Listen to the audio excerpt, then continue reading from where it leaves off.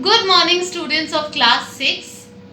As you know, we have started the lesson Trouble on the Rohini. Okay, I hope you are reading the lesson till where I have taught you. Now, in the last class, what did we see? What did we see? That the Sakyans and the Kolyans were fighting. Okay, and what happened? They were going to wage war against one another. Then Buddha came and stopped them and asked them, what is the reason that you all are fighting? And Atula, the commander-in-chief, could not give the answer. Why they were fighting? So they decided to ask the villagers. Now let us see in your lesson, what does the villagers say? What is their reply?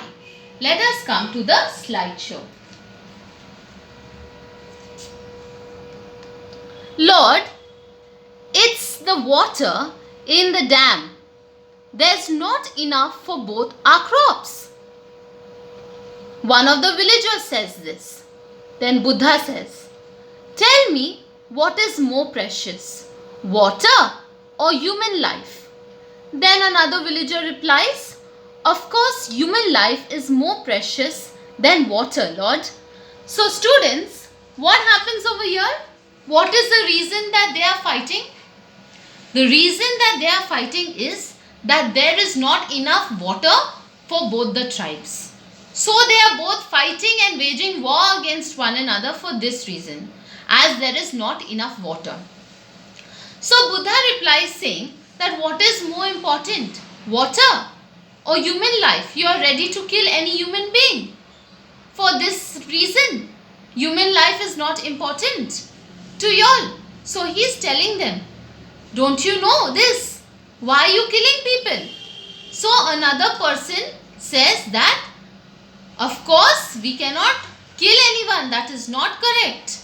Okay. So human life is more important. So they agree with Buddha, stating that obviously human life is more important.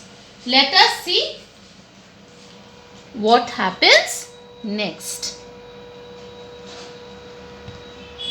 Then is it not foolish to kill people because of water? And worse, you were ready to kill without even being sure of the reason.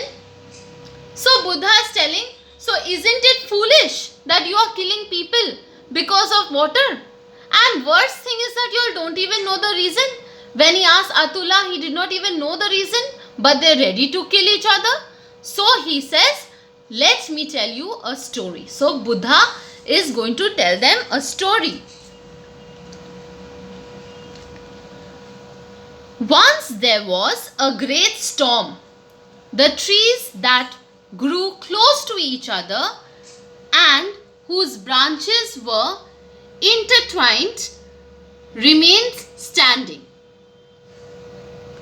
But a tree that grew alone and separate from the others was blown down and destroyed.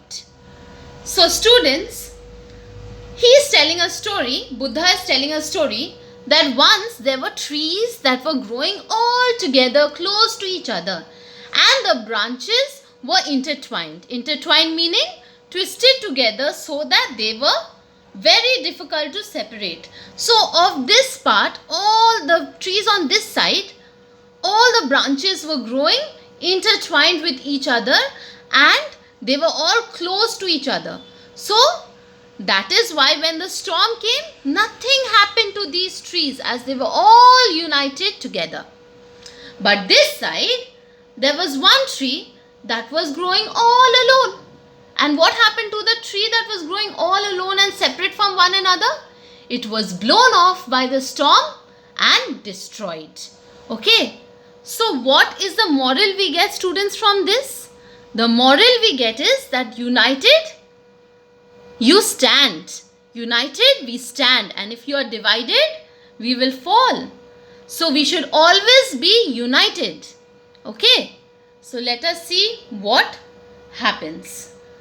Sakyans, Kolyans settled settle your differences by talking, not fighting. If you live in peace and unity, you will both prosper. Now put away your weapons. I live in peace and so can you. I suppose we could always share the water. And so the Sakyans and Kolyans learned to live in harmony. The harvest was bountiful and everyone was happy. So over here you can see Buddha is preaching to all the villagers. What is he telling them? Sakyans and Kolyans, settle your differences. Settle your differences meaning end the argument, end the quarrel. Okay, so settle your differences. By what? By talking, not fighting. Talk and settle the differences. Do not fight with each other. He tells them to live in peace and unity. Then only they can prosper. He says that put away your weapons. If he can live in peace, so can all of them. So then one of the villagers replies saying that I suppose we can share the water. So they have agreed to share the water. And what happened, students, after they decided to share the water and live in peace? The Sakyans and the Kolyans lived in harmony. That they lived together without fighting. Then what happened? The harvest, and because they were living in harmony and peacefully, the harvest was bountiful. Bountiful meaning a lot in large quantities. And everyone was happy. So students, what do we learn from this lesson? The moral we learn from this lesson is that we should always live in harmony. We should always live peacefully and always be united. Okay? Then only we will succeed. Then only we will be happy. Okay? Like how here when they decided to live in harmony, their harvest was bountiful. They were happy. So, what is Buddha teaching us here? To live in peace, in harmony, and to be united and not fight with one another. I hope the story is clear to you, students. We will do the exercise in the next class. Thank you and God bless.